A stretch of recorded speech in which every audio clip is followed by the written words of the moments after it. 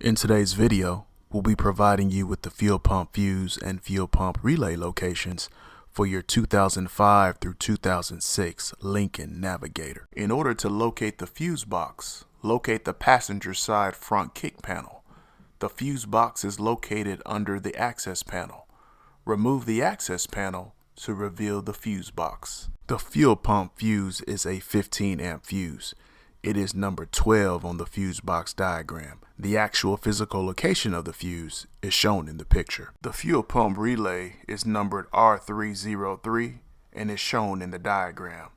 The relay is considered non-serviceable by Ford, which means it's actually soldered to the circuit board of the electronic module and can't simply be removed by pulling it out. If this information has helped you out, do us a huge favor and smash that like button right now and consider subscribing. We'd really appreciate it. If you're concerned that either your fuse or relay is bad and might be an issue, please see the links to our other videos and playlists down in the description below for further assistance.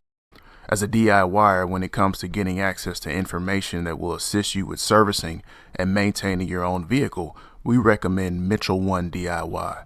With Mitchell 1 DIY, you get not only access to quality in-depth wiring diagrams for your vehicle, but you also get component locations, component tests, technical bulletins, and much more.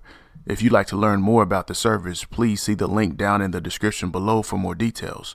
Once you get on the Mitchell 1 website, be sure to check out the free demo of everything that's included in your product subscription. Thank you so much for watching today's video. I hope this video helped you out.